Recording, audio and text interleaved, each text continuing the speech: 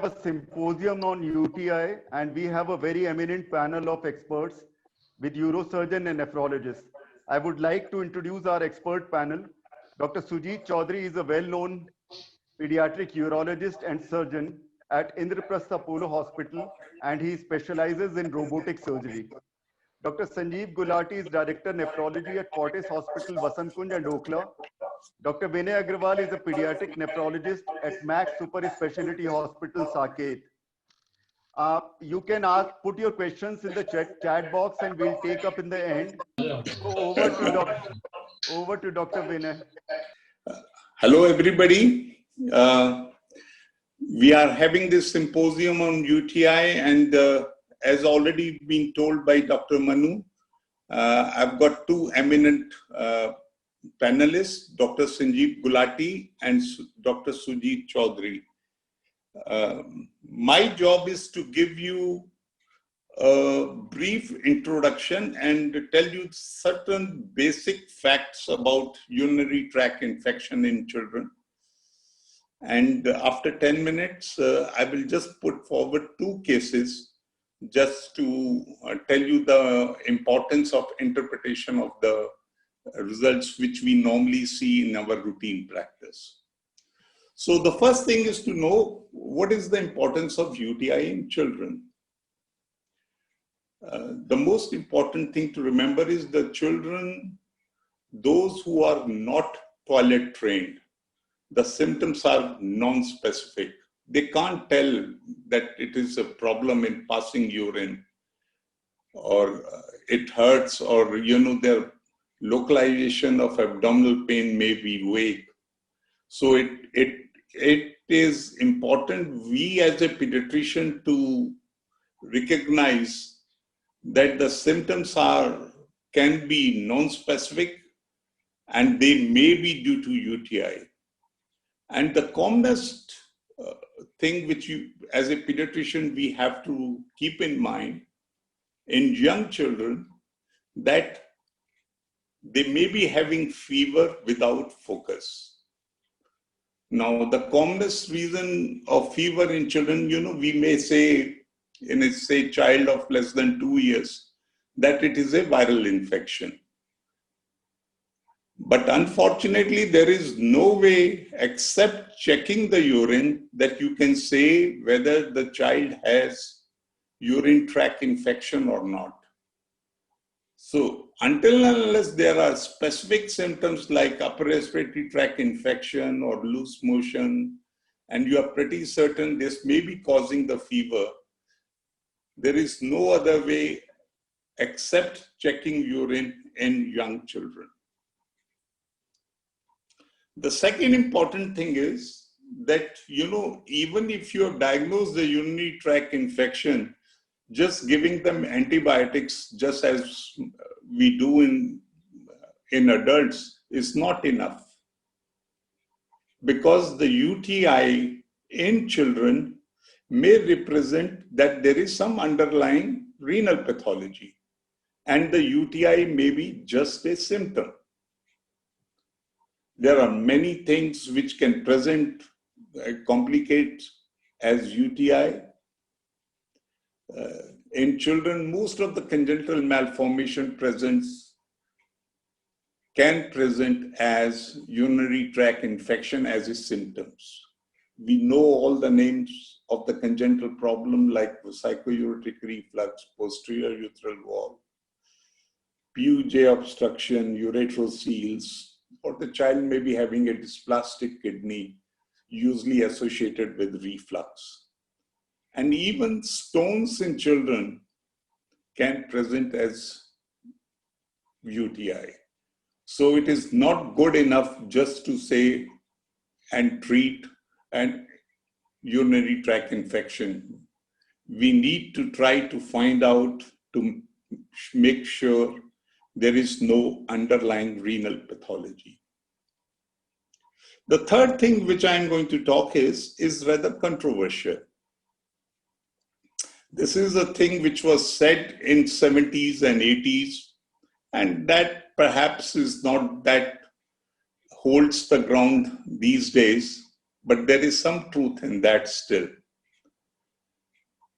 It was presumed and it was felt that in young children, especially those who have urinary tract infection with reflux, or those who have recurrent urinary tract infection, damage to the kidneys can happen.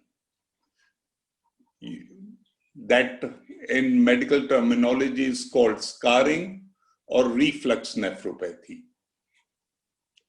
And it was presumed if you will prevent urinary tract infection, you will be able to prevent reflux nephropathy. Of course, if you lose part of the renal parenchyma, the child may develop hypertension and chronic kidney disease. So it was presumed by if you treat urinary tract infection at an appropriate time, you may be able to prevent hypertension and renal failure in significant number of children. Next, please. So, simple thing, how you diagnose urinary tract infection. 3 things, and all these 3 things are almost mandatory in all the children. Number 1, the child must have symptoms. Number 2, urine routine examination is mandatory. And third, obviously the culture has to be done. We all know the importance of collecting proper collection of urine. No point in doing bag sample and doing cultures in them. The transport of urine has to be done appropriately. You can't keep the urine sample in room temperature for more than 3 to 4 hours. And once you get the reports, it has to be interpreted properly. So in combination of these 3 things, and with the interpretation of the reports, a proper diagnosis of urinary tract infection has to be made. If you make a wrong diagnosis, either in a child who doesn't have urinary tract infection, you are making this child undergo unnecessary investigations. Or if a child has urinary tract infection and you have missed the diagnosis, you may be missing some significant renal pathology. So this is important to know. Next one, please. It is paramount that all children whom we are pretty sure have urinary tract infection, they will need some investigations. May not be all, but some investigations. You know, children with UTI, you just can't treat the UTI and forget about it.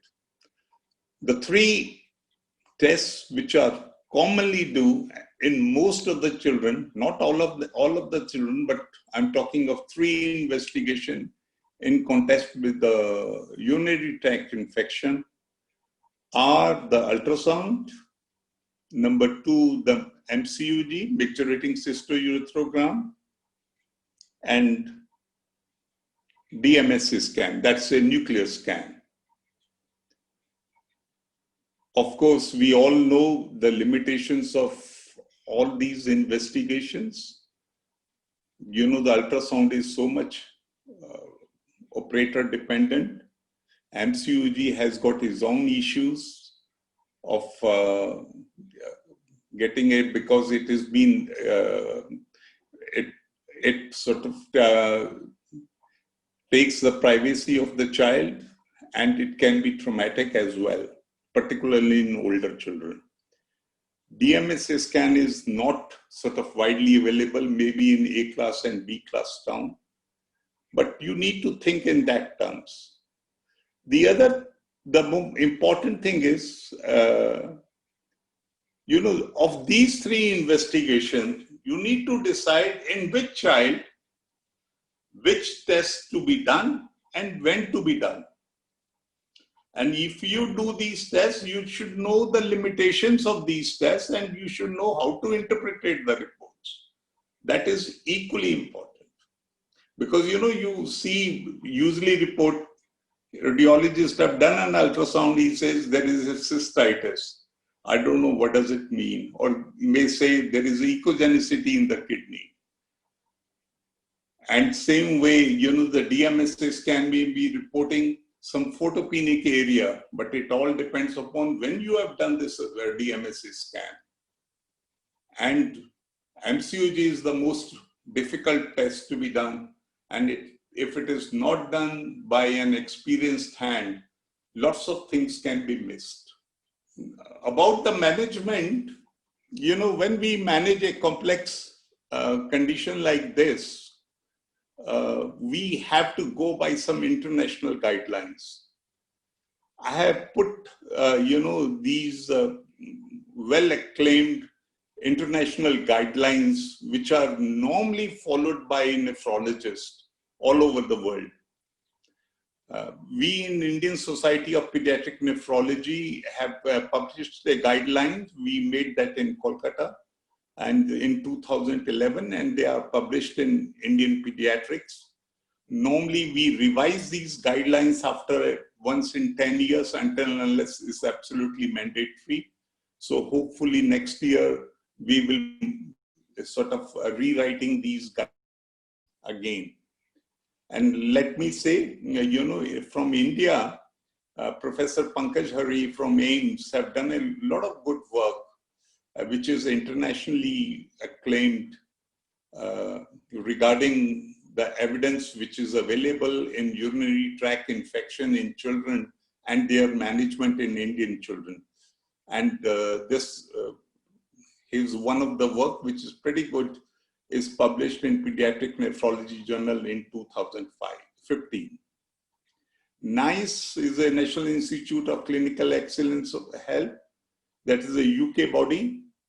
It do give recommendation on the common clinical scenarios, and they have published their data advisory on 2007, and they have revised in 2018. Americans Academy of Pediatrics have, you know, given their advice and guidelines in 2011. Some modification has been done in 2016. As you know, Cochrane collect the database of all the good randomized trials all over the world, and they do the systemic review now and then when they think some changes have to be made. So first they have done in 2012, and recently last year they have revised their recommendation again. You know, this RIVER trial was also done by an Indian pediatric nephrologist, Dr. Matu from Michigan. This is one of the largest randomized trial which was done, and it is sort of very popular among pediatric nephrologists. And the results of which were first published in 2014 in New England Journal of Medicine. And some further findings were published again in 2016. I think it is one of the best international trial ever done as far as urinary tract infection is concerned. I will just touch on two briefly cases, what I have talked to you about. Simple case, 10 years old boy, complaint of headache, had fever, also complained of mild dysuria. The urine examination was done, mid-stream sample was taken, and it was made sure that no antibiotics were given and the sample was taken before any antibiotics. So what does this show? The microscopy has 8 to 10 pus cells. You know, that's I would say wrong term, better to say leukocyte per high power field, and the culture was sterile. I think the question which should come to, as I said, interpretation of report. So this child had symptoms. There was something in the microscopic routine examination. So you think, can it be a urinary tract infection?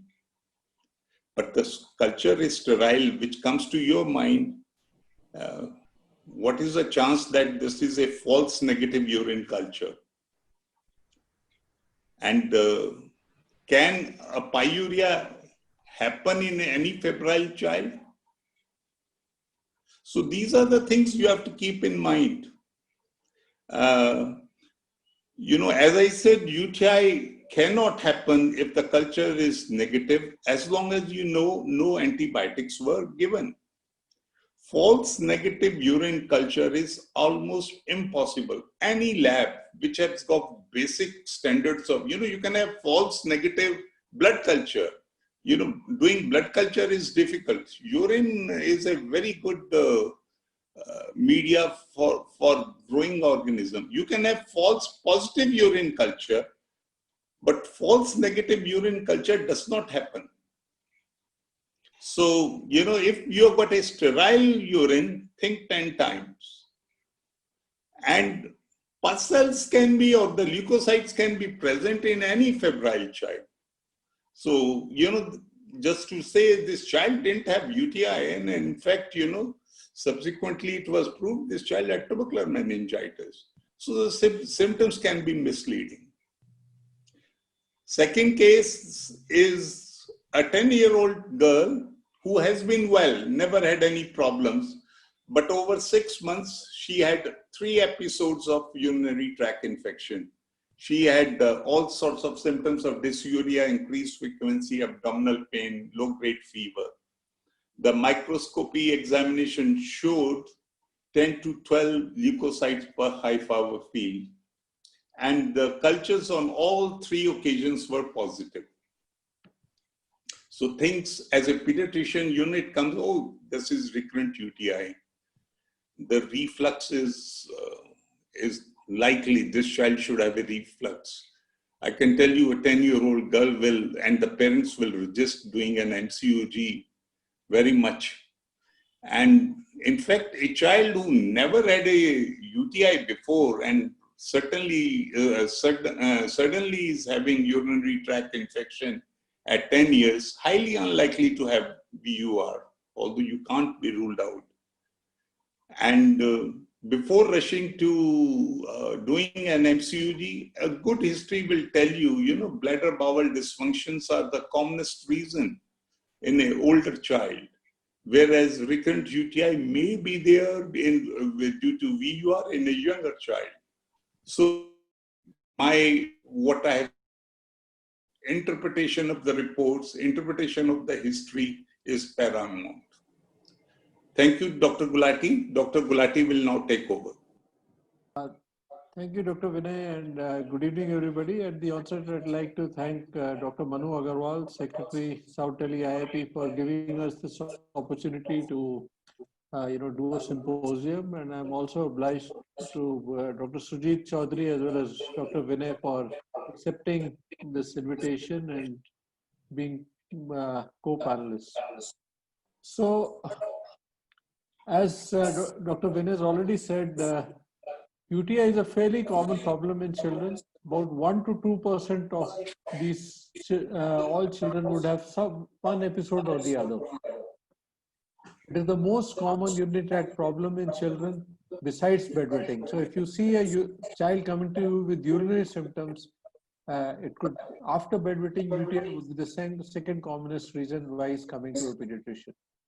It is also the second commonest cause of fever in children. And why pediatric nephrologists are interested in it is that about half of infants and 1/3 of older children with a UTI will have an anatomic abnormality. So when managing a child with UTI, you are faced with the Shakespearean dilemma as to do or not to do. That is the question. So what would you do? Would you give this child cranberry juice, prophylaxis, VCUG surgery, or just do nothing? Now, UTI, interestingly, we all know it is often underdiagnosed in children under 5 years, in immunosuppressed patients, but it's also overdiagnosed, more commonly in schoolgirls. I share you with this 3.5-year-old girl whom I saw a few years back. Came presented to her pediatrician with fever. A urine culture was done which showed E. coli, treated with antibiotics, improved, underwent an ultrasound, an MCU, and 2 weeks later, a repeat urine culture was done, and that too showed E. coli. So when this girl came to me, I looked around the time she had fever, she had cough and nasal discharge also. There was no dysuria or frequency whatsoever. Type of specimen, as Vinay has already said, it was a clean catch specimen. The parents had taken considerable pain in collecting it, but the first morning sample had been collected as instructed by the lab technician at 6 a.m. The urine kept on lying on the table till 9:30 a.m. And more importantly, the urine routine done around the same time did not have any pus cells. So urine is not a sterile specimen, and the figure of 10 to the power 5 is an arbitrary figure that has been taken. And if you allow any urine to sit at room temperature for more than an hour, then the number of bacteria will multiply, and once it crosses a threshold of 10 to the power 5, so it will, so always look into not only how the sample is collected, as Dr. Vinay rightly pointed out, how it's transported, when was it taken, and how it's been plated, or what is the lab doing, and most importantly, a concomitant urine routine should also be looked at to have a correct interpretation. So there are several dilemmas. One is the role of urine culture, VCUG, DMSA, oral versus intravenous, antibiotic prophylaxis, Stanbury surgery, and obviously we have amongst us Dr. Sujit Roy Chaudhary, who will address the last part of and the most important part, but I'll take you through some of these. Well, there are different ways of collecting. The midstream or the clean catch, I think, is still the ideal way to do. It requires a bit of effort on the part of the parent, but I think it's worth it.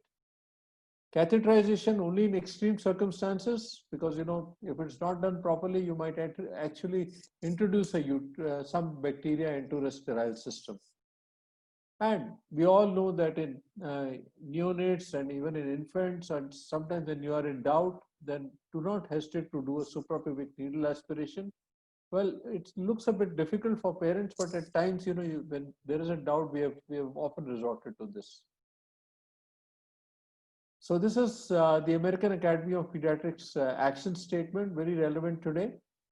To establish the diagnosis of UTI, clinicians require both a urine analysis that suggests infection and the presence of at least 50,000 colony-forming units per mil on a culture from a urine specimen obtained through catheterization or an SPL.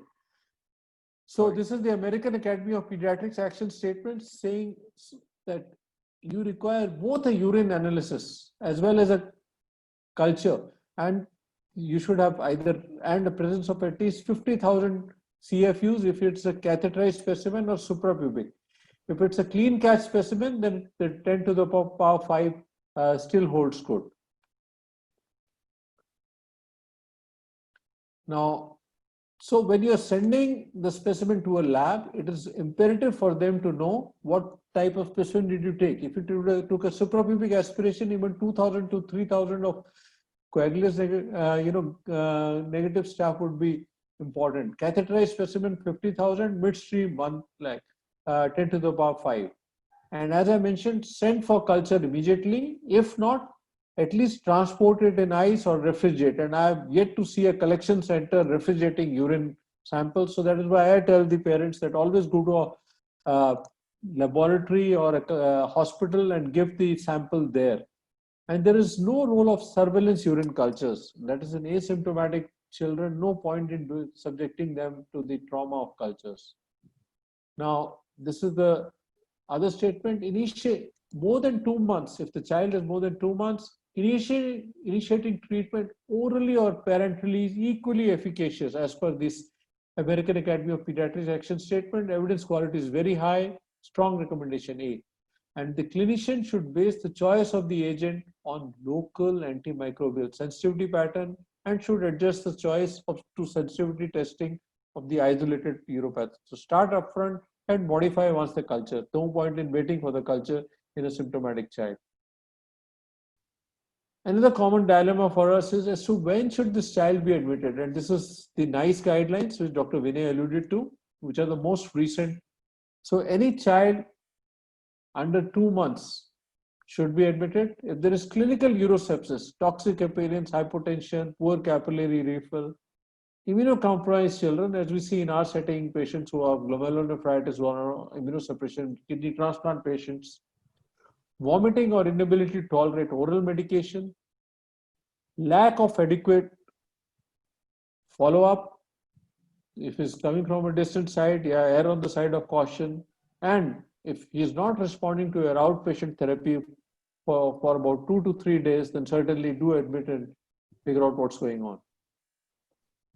It's also important to try and identify which are the children which are at high risk of scarring, and obviously this would be requiring much more closer follow-up and aggressive management.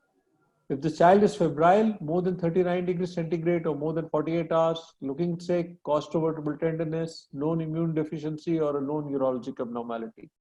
So these children, again, one would try and use intravenous therapy initially.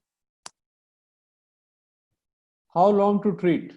Another common dilemma. Well, if it's an immunocompetent child, if the child is febrile, then we should treat at least for 10 days. If the child is afebrile, which suggests it's a cystitis, then studies suggest that 3 to 5 days is sufficient. Immunocompromised children, febrile child, I think 14 days by the book, and in afebrile children, then 7 days may be sufficient.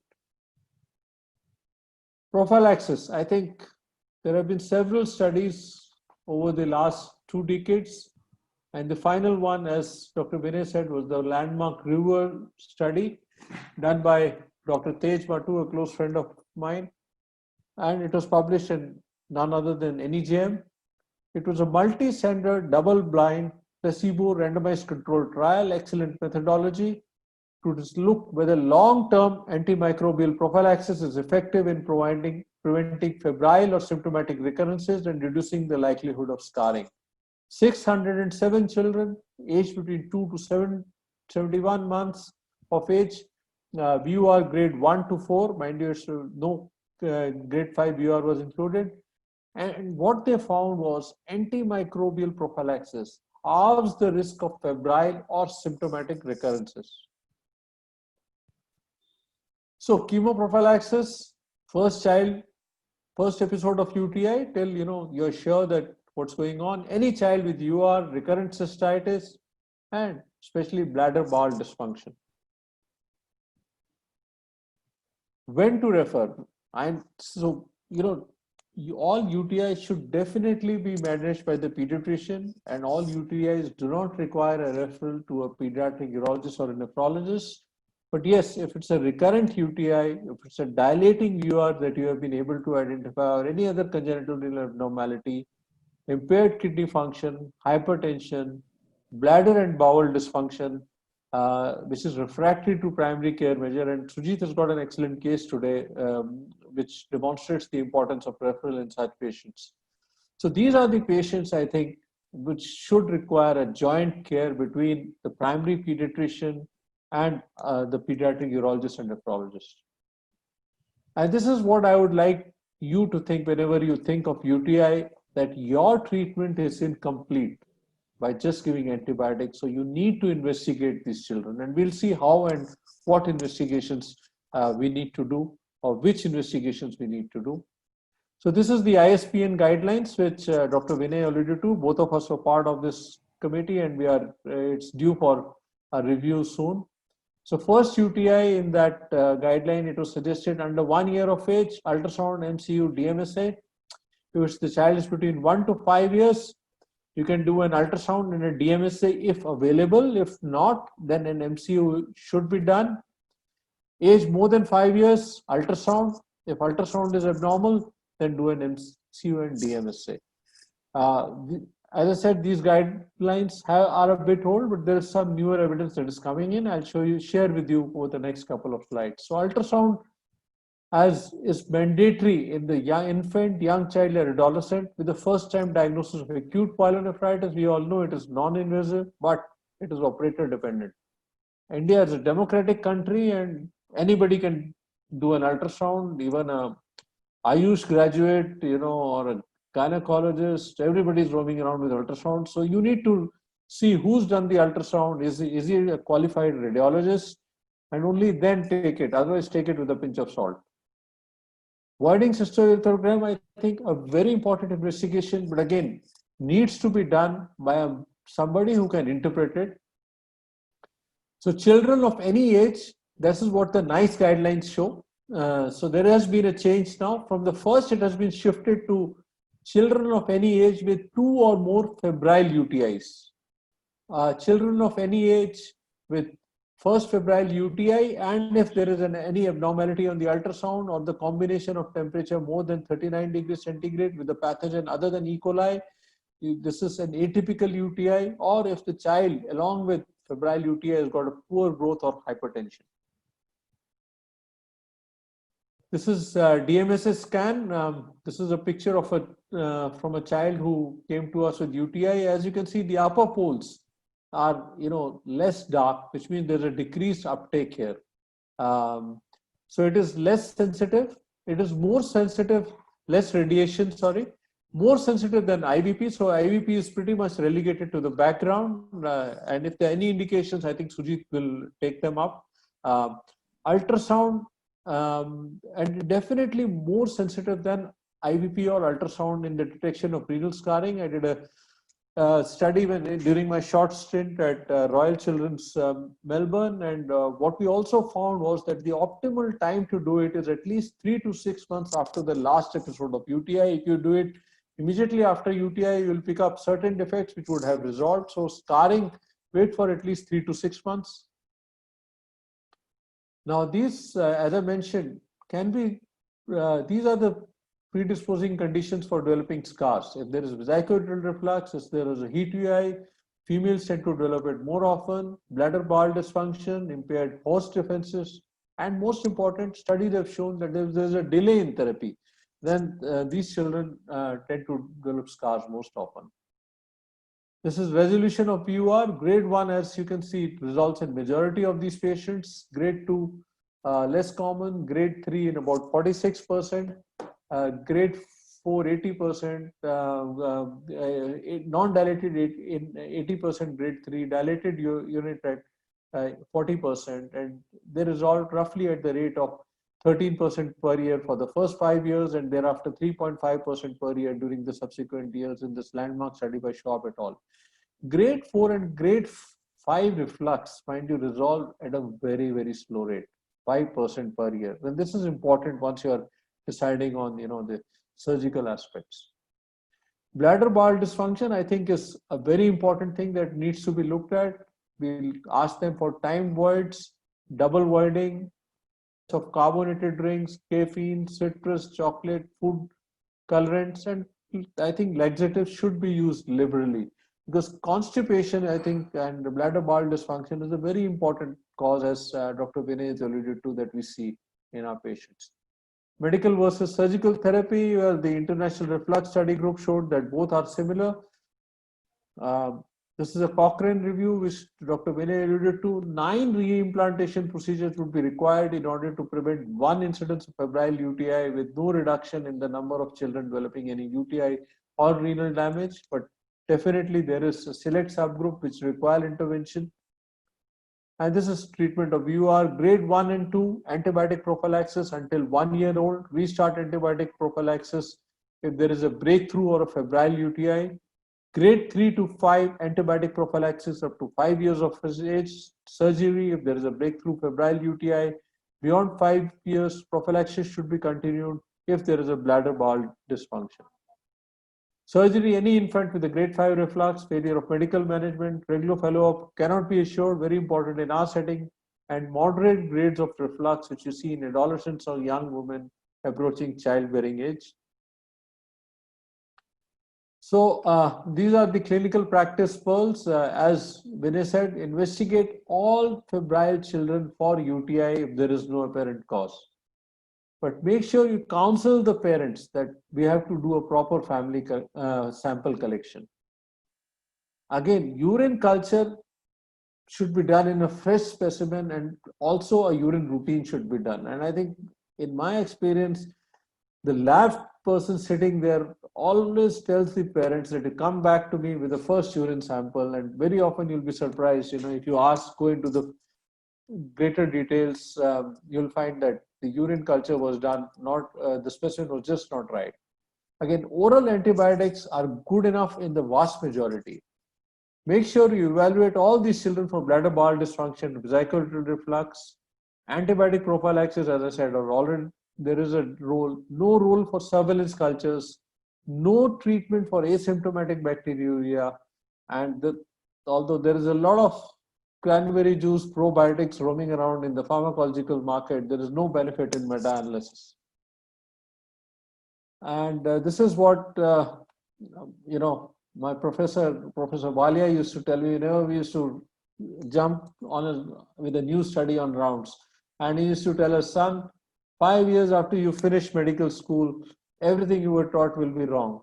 But if you wait for another 5 years, it will be right again. So don't get carried away by these recent studies. And I hand this podium again to Dr. Sujit Roy Chaudhary, I think one of the finest pediatric surgeons I've ever come across.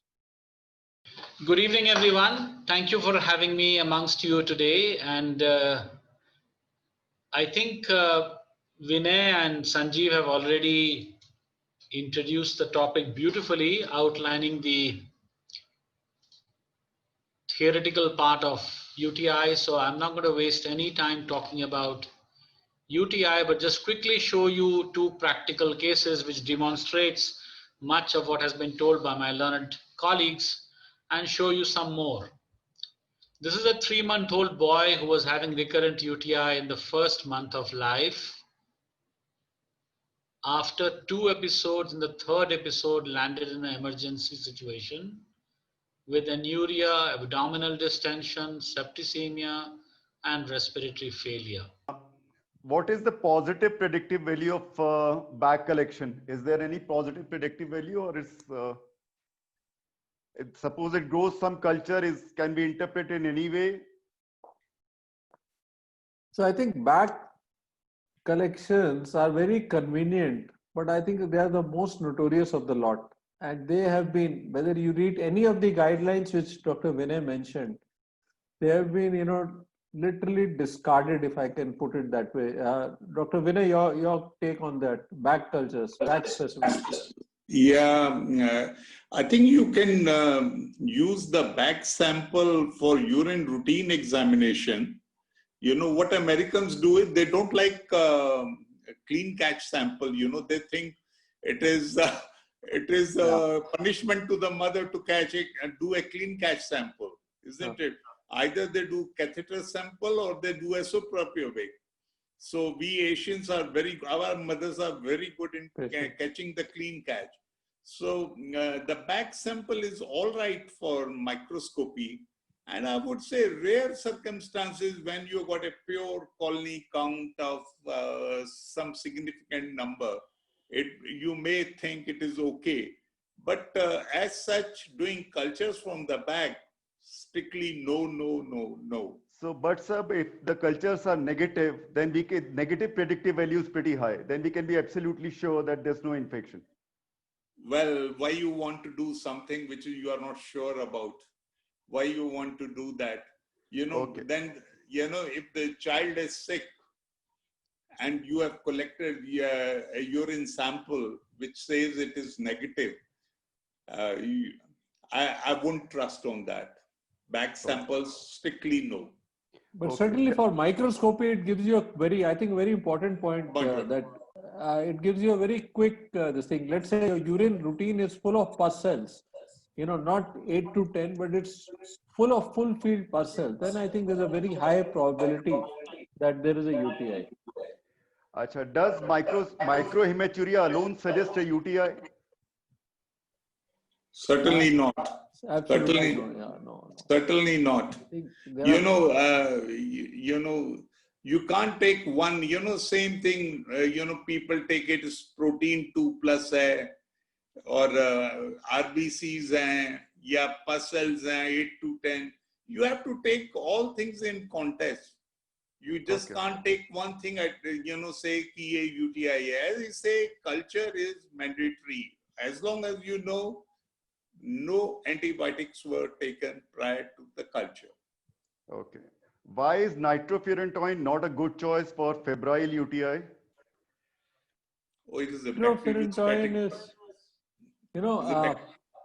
the penetration in the kidney, if it is good for cystitis, but not good for pyelonephritis. So if you think you are dealing with a sick child who's got pyelonephritis, then it is not a good choice. But I think, it has got an excellent sensitivity still, because it is one of the least used antibiotics. And that's why if it's a cystitis, I think you will find that multi-drug resistant, but when you come down to nitrofurantoin, you'll be relieved to see that at least you have one oral drug which you can, give it. Plus, there are few bacteria like Enterobacter, Klebsiella, which are quite sensitive to nitrofurantoin. Yeah, but there is zero penetration in the kidneys. It's so good for a lower tract. Dr. Vinay, your take on that? Yeah. Sure. The other thing, Manu, I would say, nitrofurantoin is a very, it induces vomiting like anything. A sick child never attempt to give nitrofurantoin. And nitrofurantoin is a bacteriostatic drug. I will never give it to a febrile child. Never. Give it whatever the sensitivity may show. So it is not a good drug to be think about giving in a febrile UTI. Okay. Although this question, Dr. Sujit would have been a better person, but let's take it. Does presence of renal or perirenal abscess necessitate a surgical intervention always, or the size of the abscess has a role to play? Yeah, I think size of the abscess is critical. There are studies which have shown that if it is, beyond 2 centimeters, they always require surgical intervention. Under 2 centimeters, lot of them would require respond to medical management. So follow-up ultrasounds, I think, are very important in such children once you're treating them. Okay, Dr. Santosh Bittal has a question. What is the best way to collect urine culture in an immunocompromised? Okay, so anyway, here is a 3-month-old kid who had 2 attacks of UTI in the first month of life, and in the second landed to the emergency in the nursing home with anuria, dribbling, and huge abdominal distension with serum creatinine of 6.5. He underwent emergency management, and as a part of that emergency management, peritoneal dialysis was started in that nursing home. And after his situation stabilized a little bit, he was transferred to PGI Chandigarh. In PGI, he underwent further investigations, and he was given peritoneal dialysis, antibiotic support, and Sujit, your slides are visible now. Is it visible? Great. Okay. So after the initial treatment, he was transferred to PGI, where he underwent further treatment.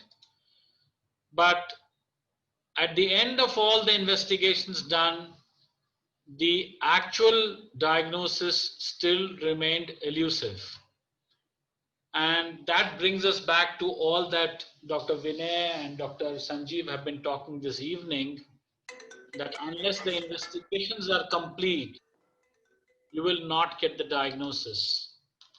So after having stayed for 2 months in the hospital, this baby was referred to Dr. Vidya Gupta in our hospital, who was very kind enough to ask me to have a look at the child.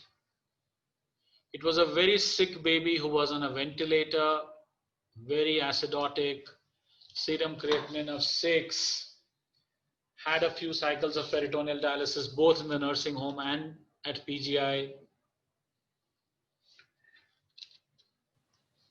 The ultrasound done in our place, as all of you can see, does not show anything greatly remarkable, excepting that there is a solitary kidney, mild dilatation of pelvis on one side, and suspicion of pyonephrosis. Following that, the baby underwent a peritoneal tap, and the fluid was sent for biochemical analysis, and an on-table MCU in the ICU itself was done.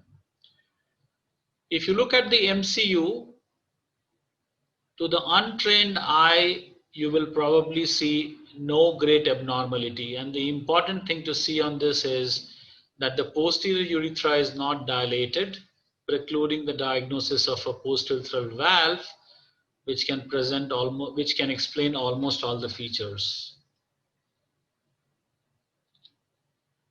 A DTPA scan was done in this baby to try and understand if there was an obstructive uropathy at the level of the pelvis. But as you can see on the DTPA scan, there is good perfusion of the solitary kidney.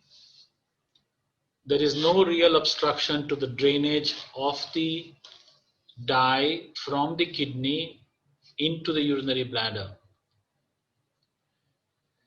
The baby's diagnosis, even after 4 days of stay in our hospital, still remained incomplete, and all that we understood was that the moment the catheter was put in the bladder and peritoneal tap was confirmed to be consistent with urine. So our diagnosis at this stage was urinary ascites or urinary peritonitis with some form of obstructive uropathy.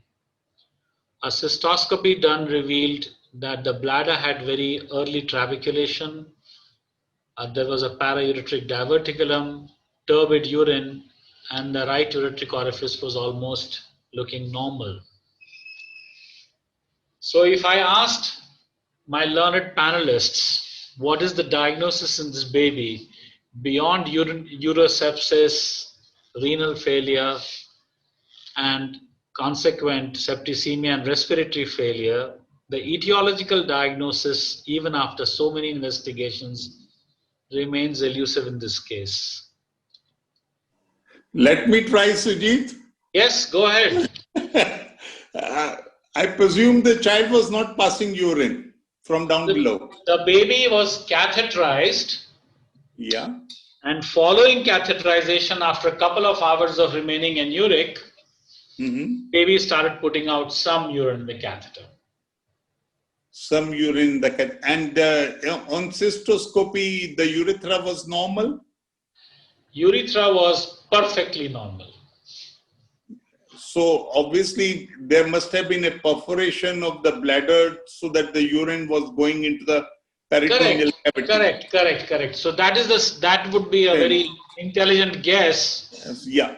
But unfortunately, the MCU that I showed you demonstrated a completely normal bladder. Yeah, didn't show that. But the creatinine at presentation was 6, which was a solitary.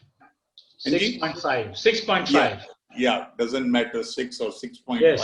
So, any more guess? But there is a bladder outlet obstruction because there is some hypertrophy that you have reported, Sujit. So the bladder outlet obstruction, there is no evidence of any significant bladder structural abnormality. And if you see the MCU film, there is no evidence of posterior urethral or anterior urethral dilatation at all. Yeah. So could it be some, what we call dyssynergia, the Hinman syndrome, as we call it? Neuropathic. Yeah. So the issue was non-neurogenic bladder. Non-neurogenic neuropathic. I don't know. So Abdominal wall was all right, Sujit? Yeah, that's a very pertinent and a relevant question. Abdominal wall completely normal. Yeah, abdominal was normal. So no prune belly type thing. Not prune belly. Any more diagnosis? No. Okay. So anyway, I go back to a comment mentioned by both Vinay and Sanjeev Gulati that these investigations have to be done by a person who understands what he's doing. Yeah. And I was very fortunate that the MCU in this baby was done by a colleague who mentioned to me that within 7 ml of saline being filled in the bladder, he noticed pericatheteric. That stimulated me to think that this baby has got a neuropathic bladder. And so we did a MR of the spine. Oh, okay. The MR of the spine, as you can see, excludes any spinal abnormality. And this takes me back to a conversation between me and Vinay nearly 20 years ago, where he was surprised to hear that how can a baby with no spinal abnormality have severe neuropathic bladder. So Vinay, here you are. This baby underwent a neonatal urodynamics, which actually clinched the diagnosis. You can see on the graph shown that this baby's bladder is very, very hyperreflexive. Within 5 ml of the saline going in the bladder muscle starts generating pressures more than 50 water. So the functional bladder capacity is very, very small. And this is the diagnostic investigation in this baby. Now comes the question that if you have established the diagnosis of neuropathic bladder, which has led to so many medical complications, how do you treat this? Now, if this was a 10-year-old child, it would be a very easy treatment. You could do a cystoscopy and do an intradetussal injection of Botox and paralyze the bladder. But here is a baby who's 3 months old, who cannot have a very high dose of anticholinergic, cannot take Botox. So the simplest treatment was adopted, which is a ureterostomy, which bypasses the bladder completely, eliminating the bladder out of the urinary system. Within 3 days of ureterostomy, the creatinine came back to normal. The baby came off all life support and was a different child. 2 weeks later, this child was discharged from hospital. And we thought that was the end of the problem for the time being. However, 6 months later, this baby came back. Well baby, normal for age, weight and length. Voiding from urethra was better, but still dribbling, with only an occasional leak from the ureterostomy site. Urine field was full of pus cells. Urine culture grew Klebsiella. Although this time around the serum creatinine was 0.4 milligram per deciliter.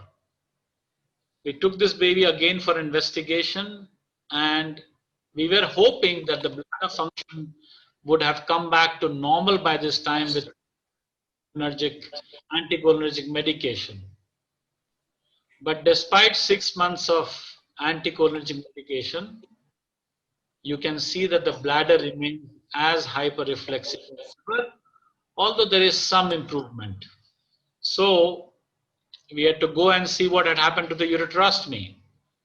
And a cystoscopy was done, RGP was done, which can show you that the ureterostomy is actually stenosed and has stopped draining.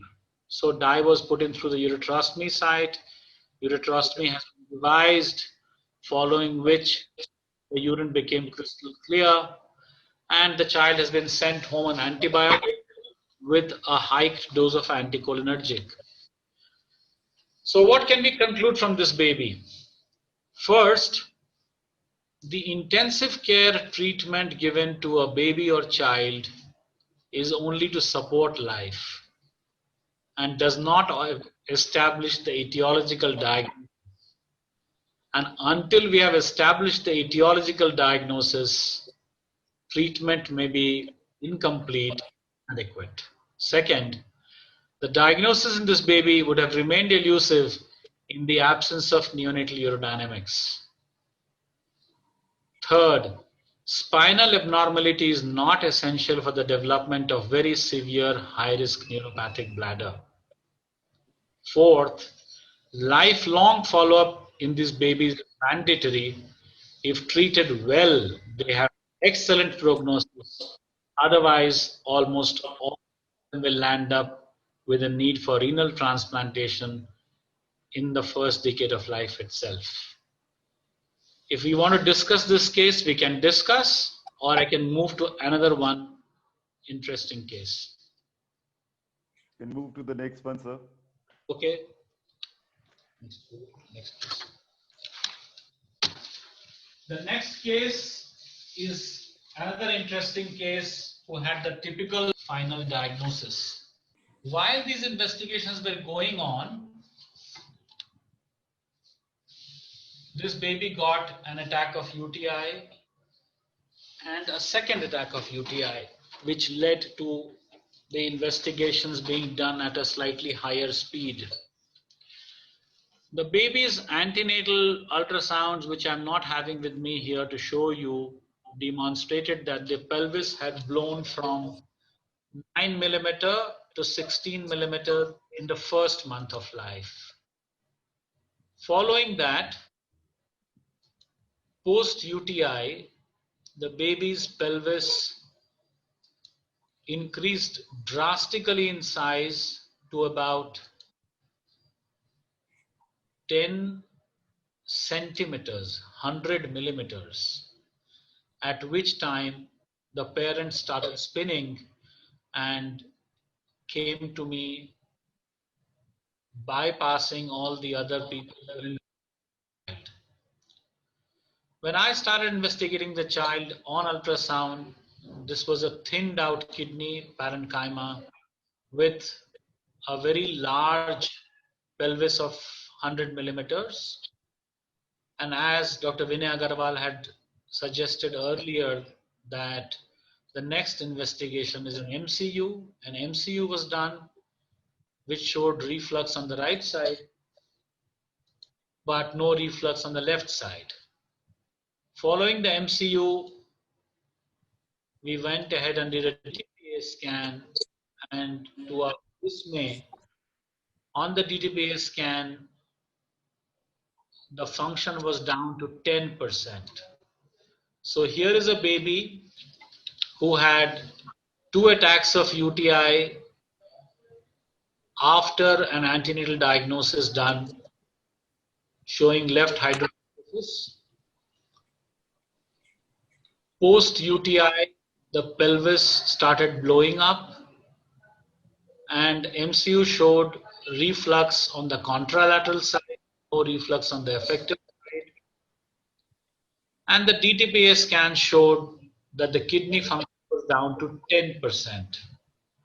And because the kidney function was down to 10%, when the family started approaching surgeons, as recommended in most textbooks of clinical practice, almost everybody advised a left nephrectomy on this child.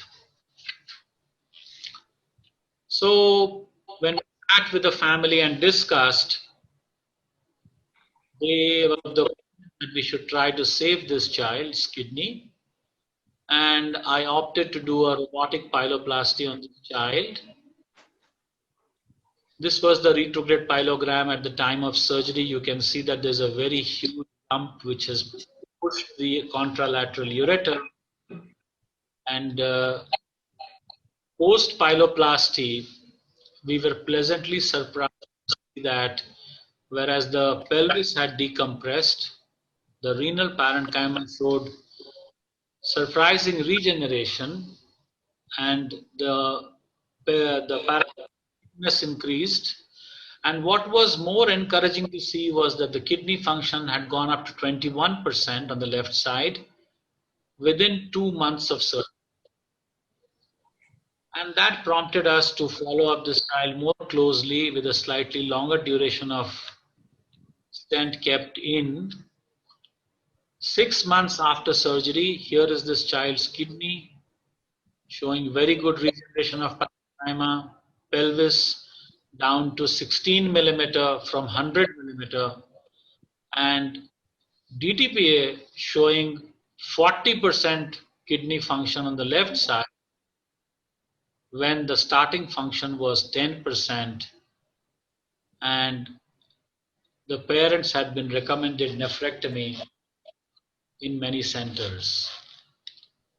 So in conclusion, antenatal diagnosis must have complete workup done, and what may look like seemingly a simple condition can rapidly progress, not giving you sufficient time to investigate. Recurrent UTI must undergo detailed workup as shown in this baby, and pyeloplasty with a DJ stent can sometimes give you near total recovery of function at 6 months follow-up. So nephrectomy should be the last resort, even with very poor renal function. I think I'm not going to go into any theory, and let's discuss in the cases which have demonstrated some of the issues that were shared by Dr. Vinay and Dr. Sanjeev. So Manu, over to you.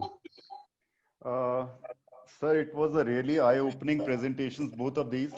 And in fact, were very, very educative and I think thought-provoking. And I have a few questions. One is after the recent American Academy of Pediatric guidelines that basically are pertaining to 2 months to 2-year-old kids, and that decrease the VCUG use as much less because of the risk of radiation. Ultrasound is given much more better priority. There are always inherent risks that these guidelines may be extrapolated to older kids, and where the VCUG, less used VCUG will be detrimental to the urological prognosis later on in the childhood. So what is the take of the panelists on this? Okay, can I answer that? Yeah, please go ahead, sir. All three of you have to put in. No, yeah, if you look at VUR, which was first described in 70s and 80s, lots of MCUG was being done at that time. And certainly, over 30 years of my practice, I'm doing less and less MCUGs. The reason being is the question which comes to your mind that are you really able to prevent kidney damage if you aggressively treat VUR? In my opinion, and I think majority of the pediatric nephrologists all over the world, I think there is a lot of doubts about that. No question about it that VUR does need surgical intervention in certain cases, but overall MCUG and the surgical intervention for VUR has decreased over the years. That's Sujit may disagree. I will follow Sanjeev. Okay, so I think you have to, first of all, you have to look at the quality of the ultrasound that is available. And second, I think you have to individualize it to a particular case. Let's say this is a male child, then my threshold for doing a VCUG would definitely be lower than if it's a female child. And again, if it's a younger child, again, I think we know one would be very, very sure that you're not missing a posterior third wall. And some of these ultrasounds are so operator dependent and being done by people, you know, who are, by radiologists with due respects, who do not have enough expertise in Sanjeev, pediatrics. can I just, Sanjeev, just interpret you? You Yeah. know, I think you would agree that it is hardly impossible that you may have a posterior third valve and have a normal bladder and normal kidney with no dilatation at all. And I think even a simple radiologist will be able to pick up some degree of you know, they can miss the hydroureter, I can understand. They can miss odd diverticula in the bladder. But you know, if the bladder wall is smooth, the bladder wall thickness is normal, there is no hydronephrosis, whether it's a male child or a female child, I'm quite happy to say this child doesn't have obstructive uropathy. Surely, if your ultrasound is coming from a reliable person, I would agree. But if you recall our discussions in the Pediatric Nephrology ISPN, and they said just because the quality of ultrasound is so, not that good, they have still placed a lot of emphasis on VCUG. And let's see. But I agree that I also second your thing that over the years, our the number of VCUGs that we are ordering has dramatically come down, as and you need to individualize. I think over to Sujit for the last word. Okay. First issue is that, with due respect to all the giants in pediatric nephrology all over the world, both of you will agree that all the data that we have, virtually all the published data to the date, starting from Gene Smalley's work 50, 60 years ago, almost always grade 5 reflux has been excluded from the study. Yeah, very true. Absolutely. So the population of reflux that you are treating consists essentially of, or you are studying, eliminates the most severe variety of reflux. Absolutely. And Sanjeev, perhaps you are one of the few learned pediatric nephrologists who understands this, that if you eliminate the worst spectrum of the disease and then try to say that you do medical treatment or you do surgical treatment, I think that's incorrect. So therefore, as you have said, that it has to be an individualistic decision based on the particular case, and the decision whether surgery will help that child should be a joint decision. Absolutely. Don't think an isolated decision by one individual should be allowed on this issue. Second, if it's a grade 5 reflux, one has to be very careful in passing off that child for conservative management. No, your take on VCUG. Now Sujit. coming to the take on VCUG. Yeah. Almost 50 to 60% of the families whose kids I have operated, they share with me that their most traumatic experience of the whole list of investigations and surgery was actually the experience of VCUG. Absolutely. But it was also because VCUG done in non-specialist units, where enough care and sufficient sedation and painless experience to the child is not, then the child has a very poor memory and poor experience of the process of VCUG. VCUG is such an important test that unless you are dead certain about the ultrasound, if you keep eliminating VCUG out of your practice, you will misdiagnose it, at least in the Indian circumstance. So I think all three of us agree on that if your ultrasonologist is top class and you can really rely on him and the voiding is completely normal, then yes, there is a VCUG. So another question is, can a primary, that is congenital VUR, in absence of infection or increased bladder pressure, still cause renal injury? This question has undergone only one experimental study in the last 100 years. Part of it That's was such. conducted in Melbourne, part Yeah, of it in St. Francis, yeah. part of it in London. And I am fortunate to have trained in the unit from where all this experimental work came. Sterile reflux can cause renal damage, but the evidence is weak. There is very strong evidence that high pressure reflux with infection will definitely damage kidney. Sterile reflux, high pressure can damage, but the evidence is still weak. After the pioneering work done in London, it has not been repeated again, and we need more evidence. And a lot of time there could be associated, dysplasia of the kidney also. Yeah, It is yeah, very difficult yes, to yes. segregate Yes. this. That is why this question, as Sujit has rightly said, is not been answered till date. So that remains a challenge. Yes. Sanjeev, if you've got normal kidneys Yeah. and you got sterile reflux, it is highly unlikely you will develop new scars. The primary view are usually, as you say, particularly the high grades of reflux usually have dysplastic kidneys.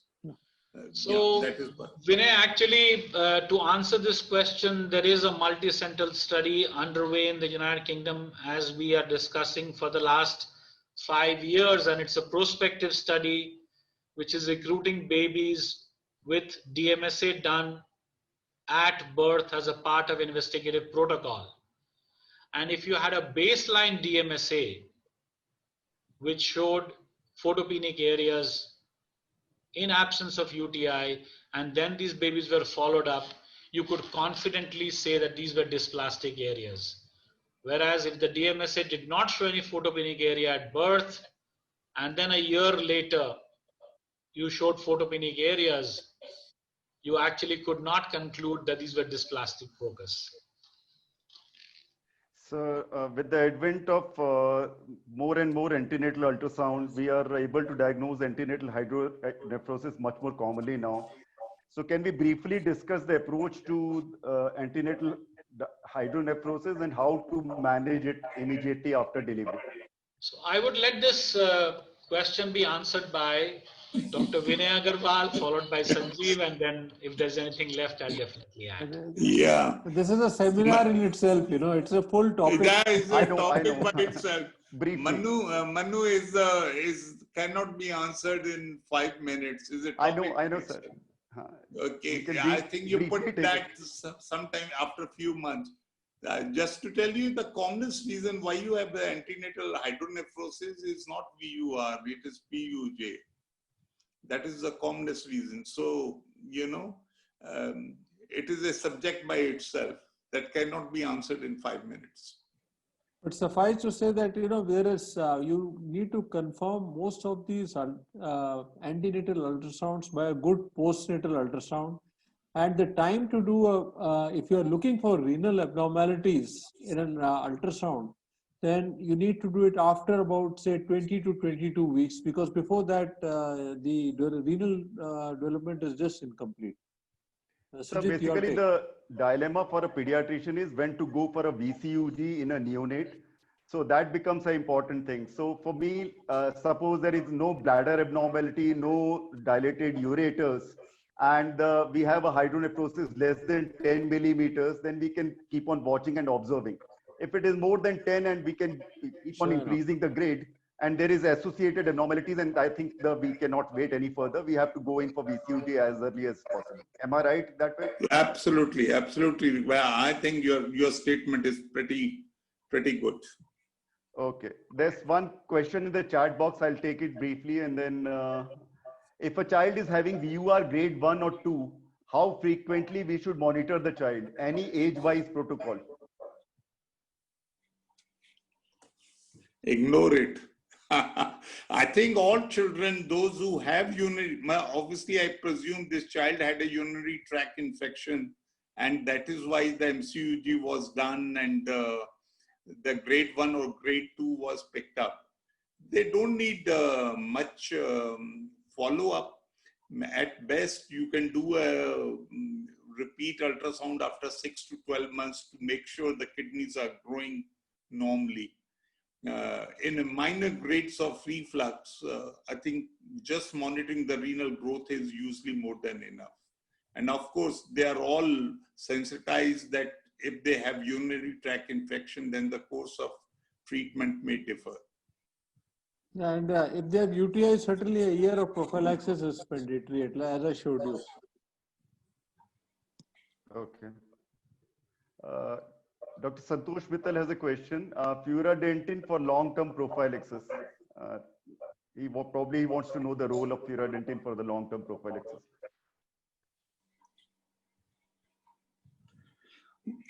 Sanjeev, I don't ever use furadentine. Do you? I agree. I would. It is just one. It is not very child-friendly. Child-friendly. What is furadentine? Is the nitrofurantoin? No, No, it's different. It's different. It's an analytic acid, I think. Analytic acid. Yeah, and it's an analytic acid. For a long time, I don't recall. No. Second, Vinay, that we have better drugs available. Cotrimoxazole, I think, is an excellent drug. Then, as I said, trimethoprim, if syrup is available, you can use nitrofurantoin. So, in that order. Yeah, and cephalosporin. Cephalosporin, certainly, especially in a younger neonate. Yeah, the younger children under 2 months. That's the first choice. Cephalosporin would be our first choice. Okay, and this Dr. Mittal has another question. I cannot read it clearly, but what is the best way to collect urine culture in a child who is unable to give midstream sample? Catheter or suprapubic, whatever don't hesitate. At Max we have got very clear guidelines. In a small child, you've got doubt, just put a feeding tube and collect the urine. We don't want some dodgy urine sample collection and then keep on trying the interpretation of reports. So Absolutely. If there is a doubt, put a small feeding tube, doesn't do any harm, particularly in a small child. So, okay, with this, I think we'll end today's session, and I'm really thankful for a very, very enlightening discussion amongst the three leading panelists today. And I'm really thankful to all three of you. Anyway, good night, everyone. Thank you. Good night. Good night, Sanjeev. Bye-bye. Okay, bye-bye. Thanks.